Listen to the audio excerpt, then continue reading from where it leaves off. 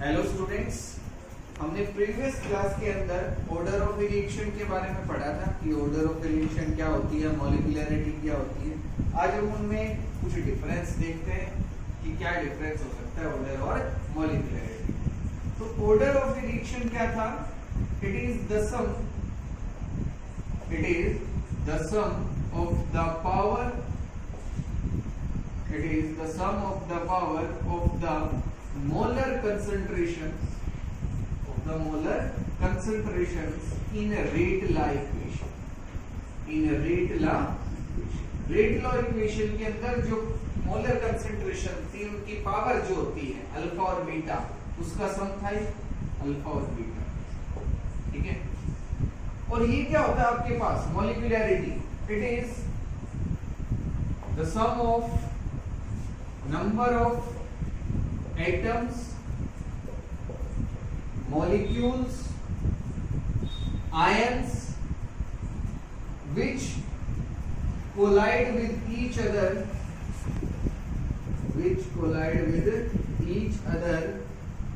to carry out a chemical reaction.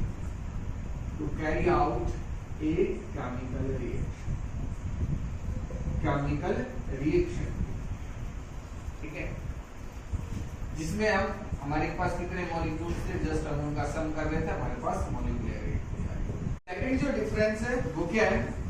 It can be determined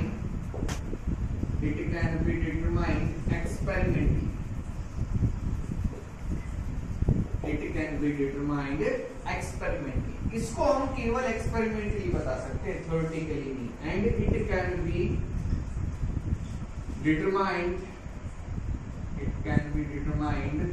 theoretically.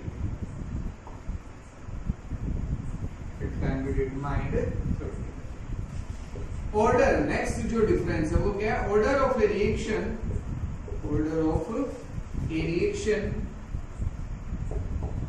Can be zero fractional,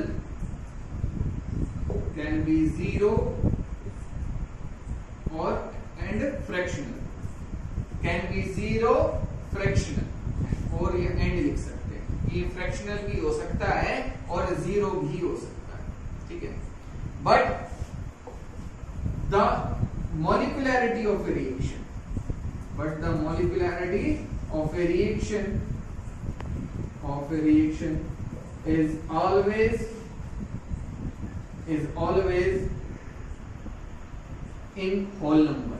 is always in whole number, whole number में होगी molecularity. And it can not be zero, zero नहीं हो सकती molecularity किसी भी reaction. ठीक है। It can be applicable for both elementary and complex reactions. Complex reactions और elementary reactions के लिए applicable हो सकता है order of reaction, but the molecularity of reaction, it can be applicable only for elementary reactions, लेकिन जो आपके पास मॉलिक्यूलरिटी है वो केवल एलिमेंट्री रिएक्शंस के लिए एप्लीकेबल हो सकती है। एलिमेंट्री रिएक्शन का मतलब है सिंपल रिएक्शंस। ठीक है। तो अब हमारे पास कॉम्प्लेक्स रिएक्शंस क्या है, एलिमेंट्री रिएक्शंस क्या है, वो मैं आपको बता देता हूँ। ठीक है, क्योंकि अगर एग्जाम में पूछ लेता है एलिमेंट्री रिएक्शन क्या होंगी, सिंपल रिएक्शंस क्या होंगी, ठीक है, या कॉम्प्लेक्स रिएक्शंस क्या होंगी, तो आपको पता होना चाहिए कि उसके बारे में कैसे लिखना है। लेकिन ये पॉइंट आपको समझ में आ गए होंगे। क्या हमारे पास ऑर्डर ऑफ रिएक्शन क्या होता है कि रेट लॉ इक्वेशन जो होती है उसमें जो पावर होती है मोलर कंसंट्रेशन की, वो अल्फा बीटा हम लिख रहे थे, उनका सम होता है। और ये आपके पास जो एक्चुअल जो किसका सम होता है, वो नंबर ऑफ पार्टिकल्स रिएक्टेंट के जो आपस में कोलाइड करके रिएक्शन कैरी आउट करवाते हैं, जो हमें रिएक्शन हम देख के बता सकते हैं। ठीक है। और ये केवल एलिमेंट्री रिएक्शंस के लिए एप्लीकेबल है मॉलिक्यूलरिटी, और ये ऑर्डर ऑफ रिएक्शन जो है वो कॉम्प्लेक्स और एलिमेंट्री रिएक्शंस दोनों के लिए एप्लीकेबल होता है। ऑर्डर ऑफ रिएक्शन को हम केवल एक्सपेरिमेंटली डिटरमाइन कर सकते हैं, इसको हम थ्योरेटिकली भी बता सकते हैं। ये जीरो हो सकती है, फ्रैक्शनल हो सकती है, होल नंबर भी हो सकता है, बट जो मॉलिक्यूलरिटी है वो केवल होल नंबर के परसेंट, किसमें परसेंट होगी? होल नंबर में। हम यहाँ लिख सकते हैं और होल नंबर, होल किसी में भी प्रेजेंट हो सकती है आपके पास जो ऑर्डर ऑफ रिएक्शन है, बट मॉलिक्यूलरिटी केवल होल नंबर में ही प्रेजेंट होगी और जीरो नहीं हो सकती किसी भी रिएक्शन के लिए मॉलिक्यूलरिटी। तो ये आपके पास डिफरेंस है ऑर्डर ऑफ रिएक्शन और मॉलिक्यूलरिटी ऑफ रिएक्शन। ठीक है, तो अब हम वर्ड यूज करें एलिमेंट्री रिएक्शंस और कॉम्प्लेक्स रिएक्शंस क्या है ये, इनके बारे में पढ़ते हैं। तो फर्स्ट है एलिमेंट्री और सिंपल रिएक्शंस। क्या है? Those reactions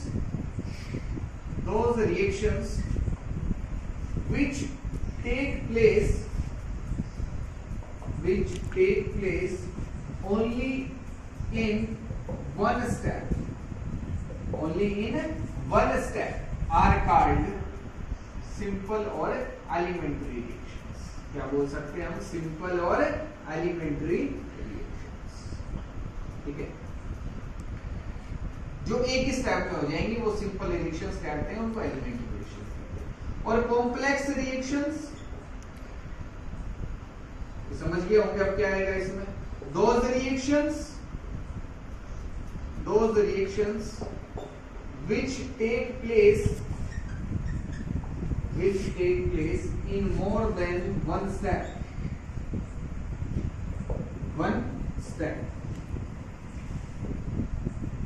are called complex reactions। इनको हम क्या कहेंगे? Complex reactions. ठीक है, तो कॉम्प्लेक्स रिएक्शंस के लिए हम ऑर्डर ऑफ रिएक्शन बता सकते हैं, मॉलिक्यूलरिटी ऑफ रिएक्शन नहीं बता सकते। एलिमेंट्री रिएक्शंस के लिए ऑर्डर ऑफ रिएक्शन और मॉलिक्यूलरिटी दोनों डिटरमाइन हम कर सकते हैं। ठीक है, तो ये तो हो गया हमारे पास ऑर्डर ऑफ और मॉलिक्यूलरिटी के बारे में। एलिमेंट्री रिएक्शंस क्या है आपके पास? Complex reactions. अब नेक्स्ट जो हम पढ़ेंगे वो है हमारे पास इंटीग्रेटेड रेट इक्वेशन। क्या है? Integrated rate equation. क्या होगी इंटीग्रेटेड रेट इक्वेशन? कैसे उसको डिटरमाइन करेंगे? क्या है ये? इसके बारे में हम पढ़ेंगे। जीरो ऑर्डर के लिए हम पढ़ेंगे, फर्स्ट ऑर्डर के लिए पढ़ेंगे। ठीक है, दो ऑर्डर हमें जीरो और फर्स्ट ऑर्डर जो हमारे सिलेबस में है हम उनके बारे में डिस्कस करेंगे कि इससे हम क्या निकाल सकते हैं, क्या फॉर्मूला होगा, क्या है, सब कुछ हम पढ़ेंगे। तो स्टार्ट करते हैं integrated rate equations. Integrated rate equation, ठीक है, हम पढ़ेंगे और सबसे पहले हम पढ़ेंगे जीरो ऑर्डर रिएक्शन के लिए। इसके लिए पढ़ेंगे फॉर जीरो ऑर्डर रिएक्शन, बहुत इंपॉर्टेंट है, यहाँ से एग्जाम में न्यूमेरिकल आता है। इसके आगे हम पढ़ेंगे हाफ लाइफ पीरियड, वहां से भी क्वेश्चन आ सकता है, या इंटीग्रेटेड रेट इक्वेशन से। ये समझ लो यहाँ से तो न्यूमेरिकल 99% है, 98% है कि यहाँ से आएगा। एक न्यूमेरिकल या दो इस चैप्टर से आ जाता है, दो नंबर के है, एक नंबर का कैसे भी, तो बहुत इंपॉर्टेंट है, आपको जरूर समझना है क्या है। ठीक है, तो देखो अगर हम सपोज करते हैं कि हमारे पास एक रिएक्शन हो रही है, ए हमारे पास रिएक्टेंट है और वो किस में कन्वर्ट हो रहा है, किसमें कन्वर्ट हो रहा है, ठीक है। तो अब रेट ऑफ रिएक्शन आर, इस रिएक्शन के लिए रेट ऑफ रिएक्शन क्या होगी? Minus dA divided by dt। The rate of decomposition of A is equal to rate of reaction. हमने जब स्टार्टिंग में पढ़ा था कि आपके पास कोई रिएक्शन हो रही है, A plus B gives product, कोई भी प्रोडक्ट फॉर्म हो रहा है, तो रेट ऑफ रिएक्शन हम कैसे बता रहे थे? Minus delta A upon delta T, average rate of reaction या इंस्टेंटेनियस रेट ऑफ रिएक्शन की बात करें तो हम इस तरीके से लिख सकते हैं। And according to rate law के अकॉर्डिंग हम रेट ऑफ रिएक्शन को कैसे लिख सकते हैं? रेट ऑफ रिएक्शन को R, इसको हम लिख सकते हैं K A की पावर 0, K A की पावर 0। क्यों? क्योंकि ऑर्डर कैसा है रिएक्शन का, 0, तो यहाँ 0 ही होना चाहिए। अगर मैं यहाँ 1 कर देता, हमारे पास ऑर्डर ऑफ रिएक्शन होता है अल्फा और बीटा कि a की पावर अल्फा b की पावर बीटा, इन दोनों का हम सम कर देते। अगर हमारे पास एक ही रिएक्टेंट है तो उसकी पावर अल्फा होगी। अब ये पावर अगर 1 है तो ऑर्डर कितना हो गया, फर्स्ट ऑर्डर। अगर ये पावर 2 है तो ऑर्डर कितना हो गया, सेकंड ऑर्डर। लेकिन अगर ये पावर 0 है तभी तो 0 ऑर्डर रिएक्शन होगी। तो हम a की पावर यहाँ कितनी बताएंगे, 0। कितनी बताएंगे, 0। तो यहाँ से रेट ऑफ रिएक्शन किसके इक्वल हो गई, k के आपके पास रेट कांस्टेंट, k के आपके पास रेट कांस्टेंट, ठीक है। तो आपके पास ये दोनों रेट ऑफ रिएक्शन की इक्वेशंस हैं। तो यहां से मैं क्या लिख सकता हूं, this implies that minus dA upon dt minus dA upon dt is equal to k।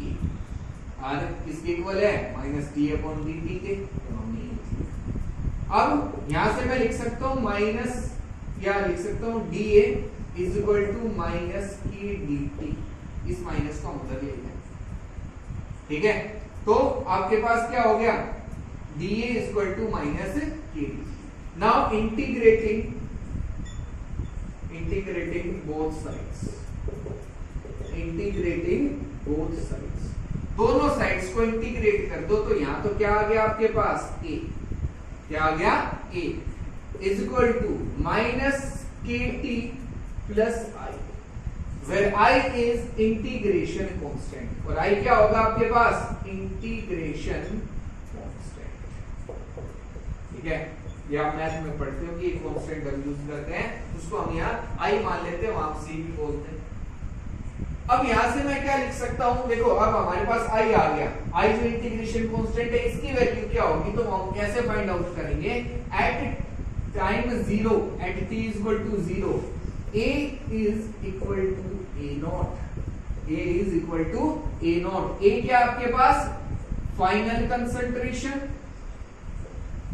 Concentration and A naught क्या है आपके पास, इनिशियल कंसंट्रेशन। क्या आपके पास, इनिशियल कंसंट्रेशन। तो टाइम जब 0 है तो फाइनल और इनिशियल तो एक ही है, तो एक को किसके बराबर लिख सकते हैं, A naught के। तो इस इक्वेशन में ये जो हमारे पास फर्स्ट इक्वेशन आई है, therefore from equation first we can write, क्या लिख सकते हैं हम, A naught is equal to k into 0 plus k into time कितना है हमारे पास, 0 है, और उस पे a किसके इक्वल हो गया, A naught के। तो A naught is equal to I, A naught किसके बराबर हो गया, I। तो मतलब जो इंटीग्रेशन कांस्टेंट है वो किसके इक्वल है, initial concentration. Therefore equation first becomes क्या हो जाएगी, A is equal to k, ये स्क्वायर ब्रैकेट आएंगे, kt माइनस का, ये किसका है, माइनस का, ठीक है, minus kt plus A naught, minus kt plus A naught। और यहां से आपके पास kt की कितनी वैल्यू आ जाएगी, kt की अगर वैल्यू की हम बात करें तो A naught माइनस A, और यहां से k की वैल्यू कितनी आ जाएगी, 1/t A naught minus A naught minus, तो आपके पास रेट कांस्टेंट हम फाइंड आउट कर सकते हैं। इंटीग्रेटेड रेट इक्वेशन से हम रेट कांस्टेंट फाइंड आउट कर सकते हैं, टाइम पीरियड का काउंट कर सकते हैं, कैलकुलेट कर सकते हैं, फाइनल कंसंट्रेशन कैलकुलेट कर सकते हैं, कोई भी वैल्यू। और ये इंटीग्रेटेड रेट इक्वेशन है and it is for zero order reaction. इसके लिए ये zero order reaction integrated rate, समझ में आ गई होगी आपको कि हमारे पास एक रिएक्शन थी A से प्रोडक्ट फॉर्म हो रहा है, तो रेट ऑफ रिएक्शन हम क्या लिख सकते हैं, minus D upon dt। Rate of reaction according to rate law क्या लिखी जा सकती है, k a की पावर 0, k a की पावर 0। तो यहाँ से r इक्वल टू क्या हो गया, k, और यहाँ इन दोनों से हम क्या लिख सकते हैं, minus D upon dt equal to k। यहाँ से dA equal to minus k dt, और इंटीग्रेशन कर देंगे दोनों साइड। जब इंटीग्रेशन करेंगे तो एक इसके इक्वल हो गया minus kt plus i, i के आपके पास इंटीग्रेशन कांस्टेंट। इसकी वैल्यू कैसे निकालेंगे, हम टाइम 0 पुट कर देंगे इस इक्वेशन में, जब टाइम 0 पुट करेंगे तो a किसके इक्वल हो जाएगा a नॉट के, a किसके इक्वल हो जाएगा a नॉट के। a नॉट के आपके पास इनिशियल कंसंट्रेशन और a के आपके पास final concentration of the reactant, और आपके पास a नॉट किसके इक्वल हो जाएगा i के, a नॉट किसके इक्वल हो जाएगा i के। तो आपके पास जो फर्स्ट इक्वेशन है वो क्या हो जाएगी, i की जगह हम क्या लिख देंगे a नॉट, और यहां से k की वैल्यू हम फाइंड आउट कर देंगे। तो ये हमारे पास है integrated rate equation for a zero order reaction, for a zero order reaction. अब हम बात करेंगे फर्स्ट ऑर्डर रिएक्शन के लिए कि वहां इंटीग्रेटेड रेट इक्वेशन क्या है, ठीक है, तो वो देखते हैं। First order reaction, first order reaction के लिए हम इंटीग्रेटेड रेट इक्वेशन कैसे कैलकुलेट करेंगे वो देखते हैं। कि आपके पास एक रिएक्शन है जिसमें A से और प्रोडक्ट का, एक रिएक्टेंट है उससे क्या फॉर्म हो रहा है प्रोडक्ट, ठीक है। तो यहां हम rate of reaction, rate of reaction हम कैसे कैलकुलेट करेंगे, it is equal to minus D A upon D, minus D A upon D, ठीक है, जैसे हमने पहले किया था वैसे। और फ्रॉम या according to rate law, rate law के अकॉर्डिंग मैं रेट ऑफ रिएक्शन कैसे कैलकुलेट कर सकता हूं, rate of reaction R it is equal to k a की पावर 1, a की पावर 1।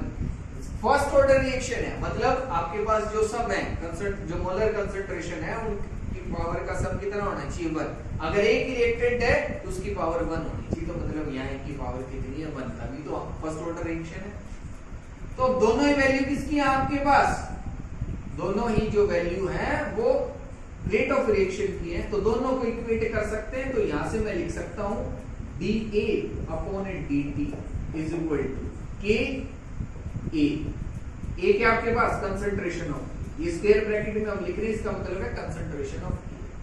दिस इंप्लाइज दैट, इसको मैं इस तरीके से भी लिख सकता हूं इज इक्वल टू माइनस, इस माइनस को अंदर लेंगे k, और यहाँ क्या हो गया आपके पास, क्या हो गया।